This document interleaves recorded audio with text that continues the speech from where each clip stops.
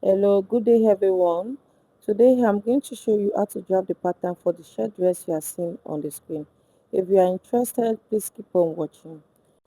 Fold your fabric in such a way that the width of your fold is 1/4 of your hip plus 5 an inch.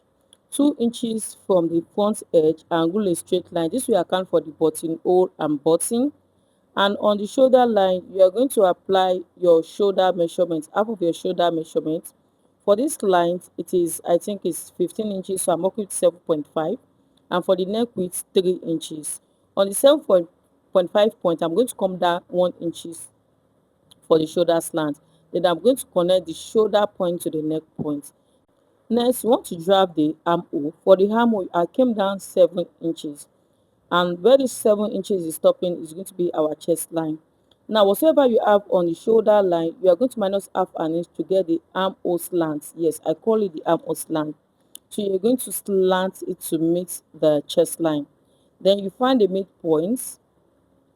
On the midpoint, you're going to come in 0.5 inch. Yes, 0.5 inch. Then you connect like so. On the chest line, you're going to mark 1/4 of your bust measurement plus ease and plus ease. So 1/4 of my client's bust measurement, I think is 40 or so. So plus the ease, I use a close fit ease for this client. Yes, a close fitted ease for the client. Then I went ahead to complete the drafting of the armhole. So that's what you want to do next. Take your time. I'm just trying to calculate the close fit ease here. Okay, once you're done, you connect the dot together to construct a good armhole for this client. For the neck depth, I'm going to come down 3 inches as well. Okay, and draft the neck line using the pattern master. So now let's work on the waistline. From the shoulder line, I'm going to measure my waistline. Okay, for this line, we're making use of 17 inches. So once you mark this point, you're going to go across this point. On this waistline, you're going to mark 1/4 of your waist measurement plus ease. The hip line from the waistline is 8 inches. Okay.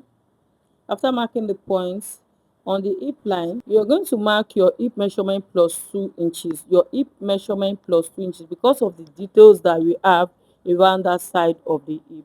Your hip measurement plus 2 inches. Okay, I'm just going to mark that measurement all the way to the hem line.